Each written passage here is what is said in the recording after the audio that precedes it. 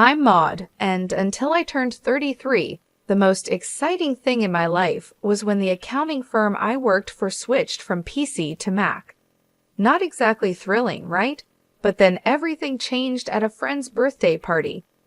That night, I stood in the corner of a cramped living room, holding a soda and feeling uncomfortable in my too-tight dress. The music was loud, way too loud for talking, but perfect for him, Charles. He was taller than most people, which is probably why he saw me. He walked over with confidence that made my heart skip a beat. "Hey, you're Maud, right?" His voice was clear, even over the loud bass. Yeah, and you are?" I sipped my drink, trying to look calm. "Charles, I see you around. Mind if I join you?" He didn't wait for an answer, just stood next to me. "Not at all," I said, my voice nearly drowned out by the latest pop song blaring through the speakers. "So, Maud, what brings you here tonight?" he asked, leaning in. His tone was casual, but his eyes were intense. "Just here to celebrate Jessica's birthday. You know her long?" "Yeah, went to college with her. She keeps inviting me to these things. Can't say no, can I?"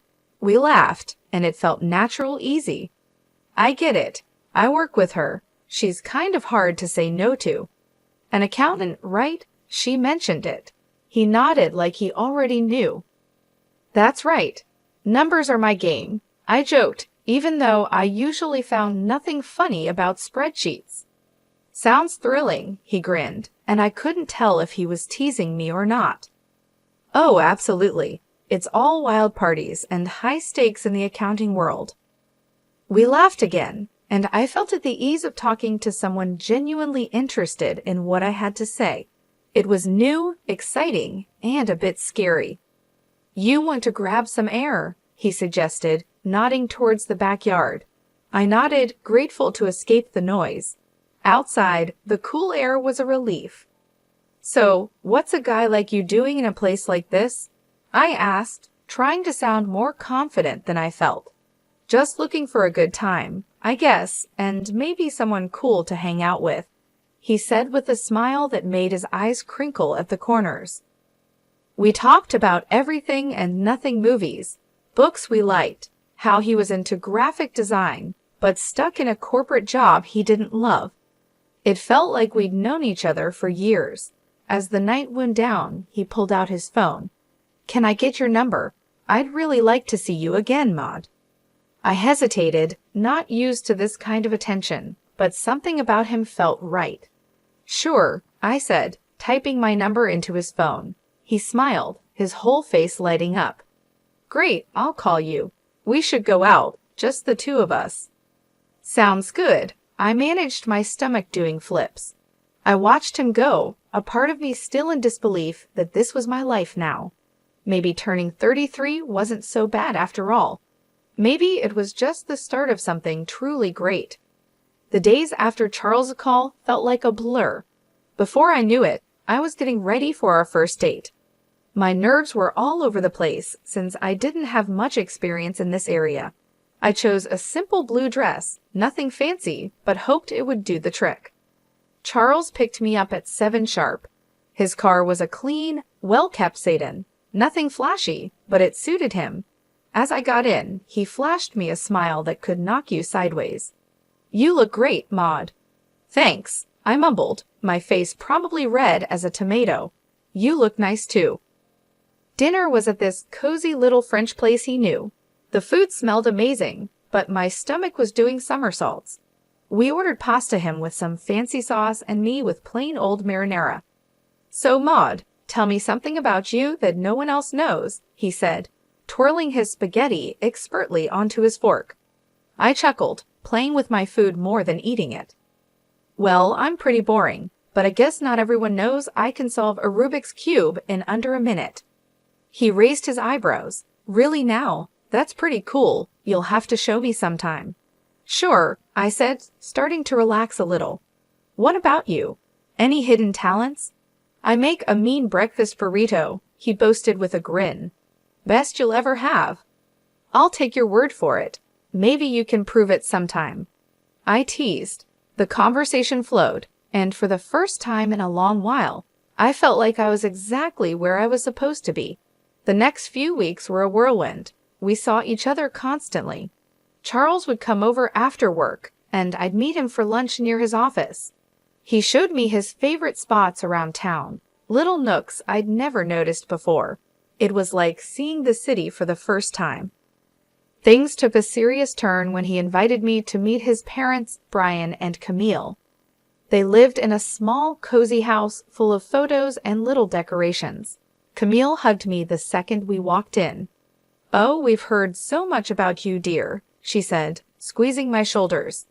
"She's lovely," Charles said, and I could tell he was pleased. We sat down to dinner, and the conversation was nonstop. "So, Maud, Charles tells us you're an accountant. That must be interesting," Brian said, passing me the potatoes.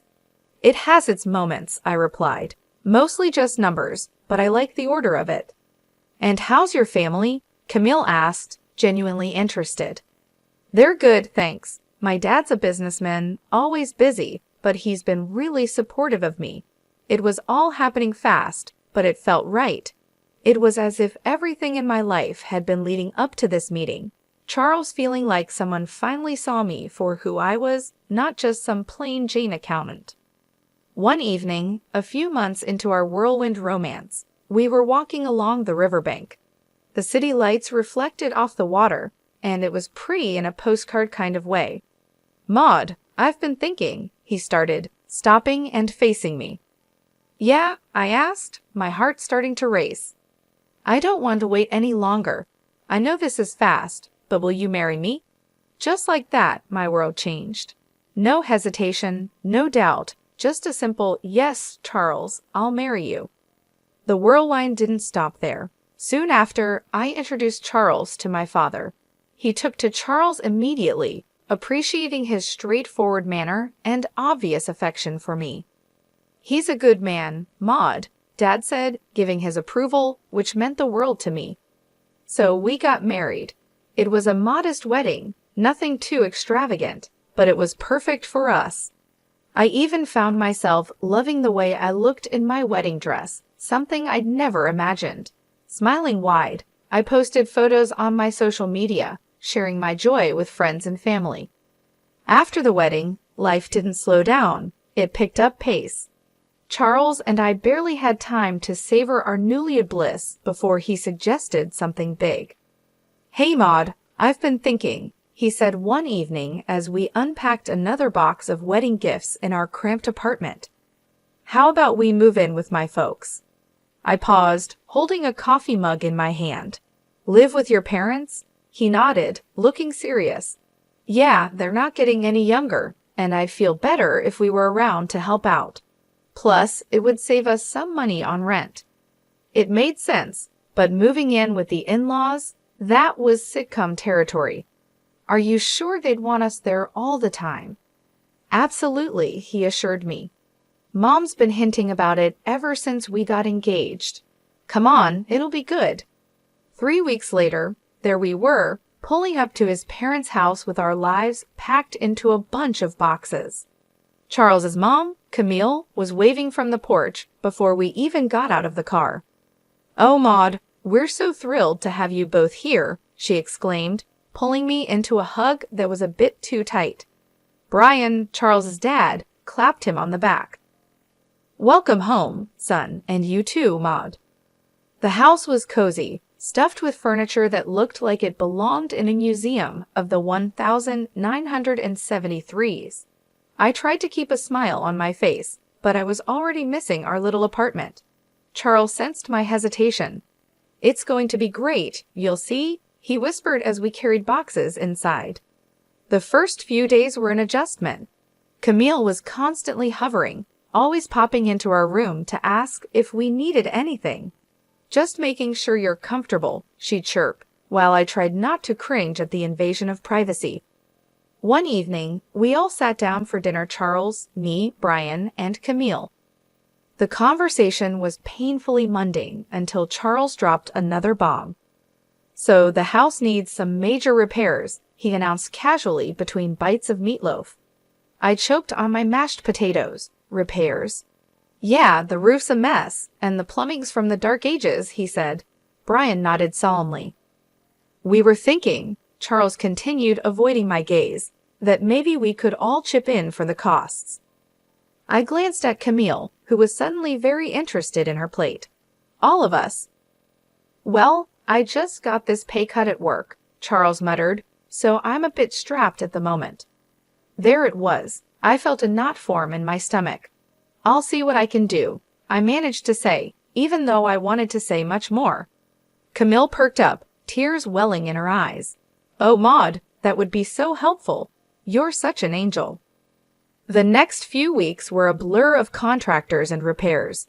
I wrote checks and smiled through gritted teeth as Camille gushed about how wonderful the house was looking. Brian slapped me on the back.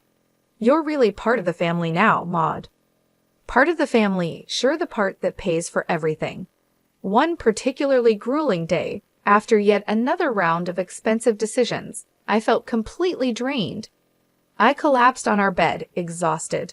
Charles came in and sat beside me. Thanks for handling all this, Maud, he said, sounding almost sincere. It's fine, I lied, staring at the ceiling. I just didn't realize how much it would be. He squeezed my hand. It'll all be worth it. This is for our future, right? Our future, I echoed, not sure whose future we were building anymore. As I lay there listening to Charles's steady breathing, I couldn't help but wonder if moving in was the right decision. But there was no going back now. I was in this deep and had to see it through, whatever the cost. After the renovations, the house looked great, like something out of a magazine. Despite the financial strain, I felt a bit of pride looking around. We decided to throw a small dinner party to celebrate, just the four of us. That's when everything took an unexpected turn.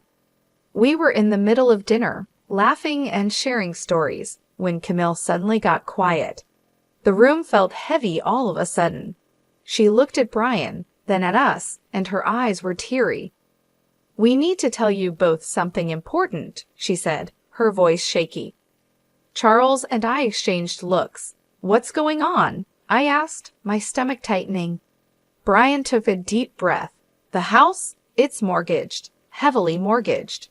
We owe $300,000, and the bank could take it away if we don't settle the debt in 3 months. My fork clattered to my plate. What? You mean all the repairs we just paid for? Camille started sobbing. We were ashamed and thought we could manage it, but after the repairs and everything, there's just no way. I felt like I was in a bad dream. All the money, all the effort, and it was for a house that wasn't even secure. So, what are you saying now? My voice was sharper than I intended. Well, Charles started, his eyes avoiding mine. I was hoping maybe, Maud, you could talk to your father. Are you serious? I snapped, my voice rising. Ask my dad for $300,000? It's just, after his help, the house would be secure for us, for our future, Charles pleaded. Camille's sobbing grew louder, making me feel like the villain in this crazy drama. Please, Maud, it's our home. We've spent decades in this house. I was furious, but the tears and the pleading wore me down. I'll think about it, I finally muttered, feeling trapped. The next day, I called my dad, hesitantly explaining the situation. To my surprise, he agreed to help, but on one condition. I'll give the money, Maud, but only with a formal agreement, a receipt. I want everything documented. When I told Charles about my dad's condition, he wasn't happy. Why does it have to be so formal? Can't he just trust us? It's $300,000, Charles. It's a lot of money, and he's just being cautious, I argued, feeling the distance between us grow. He'll get his paperwork, Charles muttered, clearly annoyed. The paperwork was drawn up, and the money was transferred. Camille and Brian were relieved, constantly thanking me, but the air between Charles and me had changed. There was a coldness that wasn't there before. Just when I thought my life couldn't get any darker, tragedy struck suddenly. Maud, it's your Kayla, it signs. Her voice came through the line shaky and choked. Your dad, he had a heart attack. It's bad." My heart dropped to my stomach. "What? How is he?" "He didn't make it. Honey, I'm so sorry." The phone nearly slipped from my hand. "No, that can't be right," I mumbled, numb. I hung up and turned to find Charles standing in the doorway. "What's wrong?" he asked, his voice low. "My dad, he's gone," I managed to say before everything inside me broke and I started sobbing. Charles came over and put his arm around me, but it felt like being hugged by a stranger. "I'm sorry, Maud," he said, and it sounded sincere, but I was too lost in my grief to really hear him.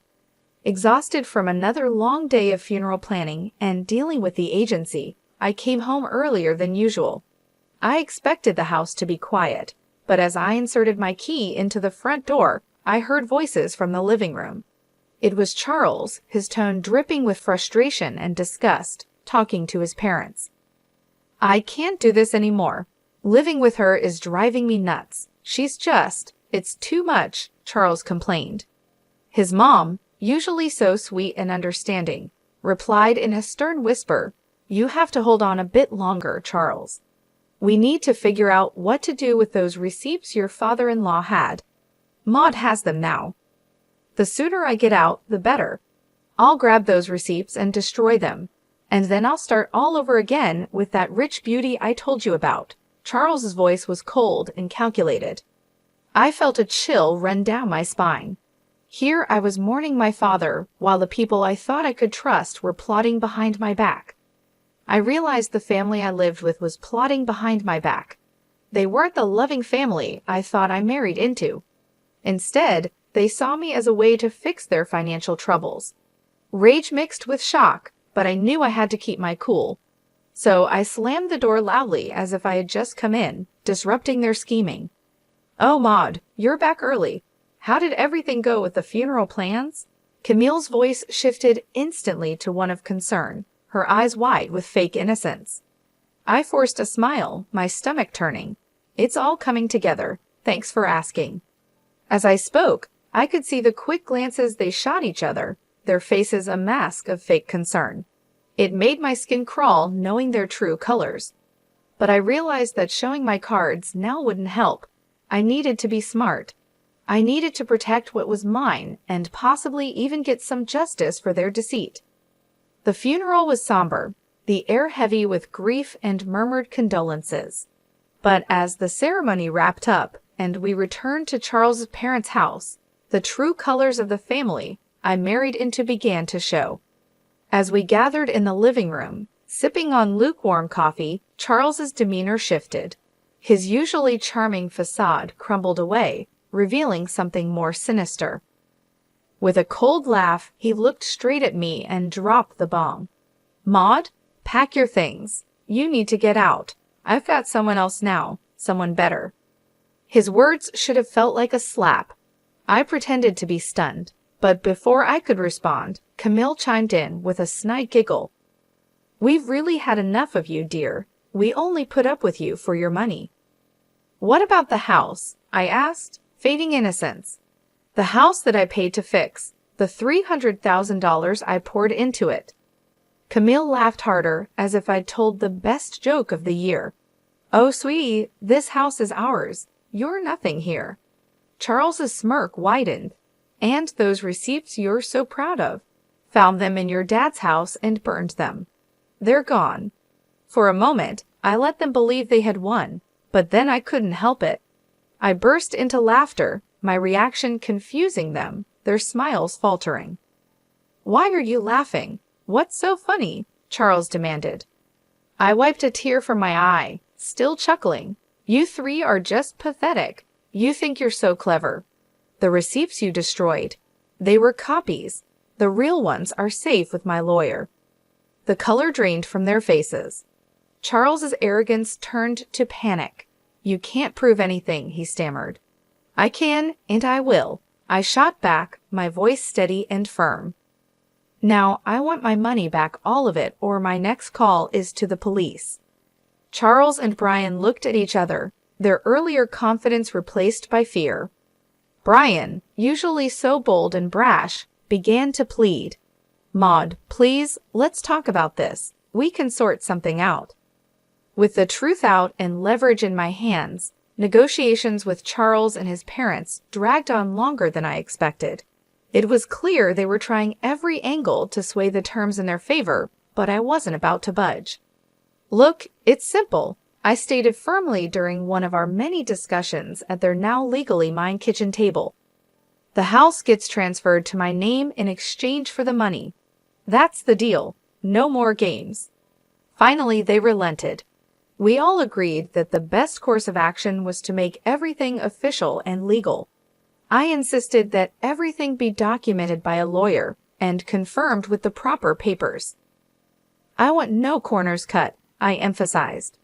At the lawyer's office, the atmosphere was tense as documents were signed and notarized. I watched closely as each signature was applied, ensuring there was no room for further deceit.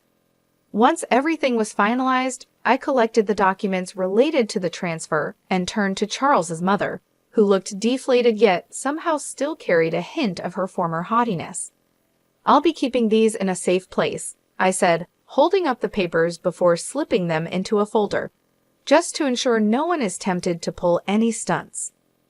With the legalities handled, the divorce proceedings were straightforward. Charles was quiet, his earlier arrogance nowhere to be seen. When the final papers were signed, I felt a weight lift off my shoulders. A chapter closed. On the day they moved out, I stood on the porch of my now fully owned house and watched Charles, his mom, and Dad carry their belongings to a rental van. Their movements were slow, the mood somber. I couldn't help but feel a mix of satisfaction and sorrow. This wasn't how I imagined my marriage ending, but under the circumstances, it was the best possible outcome. After everything settled down and I began to enjoy my newfound peace, word got back to me through friends about Charles and his situation. Apparently, the grass wasn't greener on the other side. His mistress had dumped him not long after our divorce, and his parents were now crammed into a tiny apartment, a big downgrade from the comfortable house they once had. It seemed karma had caught up with them quicker than I expected. Despite their situation, they started reaching out to me, bombarding me with calls and messages, probably hoping to weasel their way back into my life or at least my house. But I was done with their deceit. I blocked their numbers without a second thought and blacklisted them on all social media. It was liberating to cut the final threads that connected us. One afternoon, as I was enjoying a quiet moment with a book in my living room, there was a knock at my door. Peering through the peephole, I saw Charles standing there, a pathetic figure holding a bouquet of flowers. The audacity of it made me scoff. Opening the door, I couldn't help but laugh outright at the sight of him. Really, Charles? Flowers? He shuffled uncomfortably, the bouquet seeming to wilt along with his spirits. Maud, I've realized so many things. I was wrong, terribly wrong. Remember when you told me I disgusted you? I interrupted, leaning against the doorframe, not hiding my amusement at his discomfort. What changed, Charles? Run out of options? He looked down, the shame clear on his face. I made mistakes, but I'm here to make things right. I shook my head, almost feeling sorry for him. Almost. You're not here to make things right, Charles. You're just desperate to get back to your comfortable life. But guess what? That life doesn't exist anymore, not for you. His face fell, and he took a step back as if my words were physical blows. Maud, please. Save it. I cut him off sharply. I want you to leave. Don't come back here. We're done. Forever.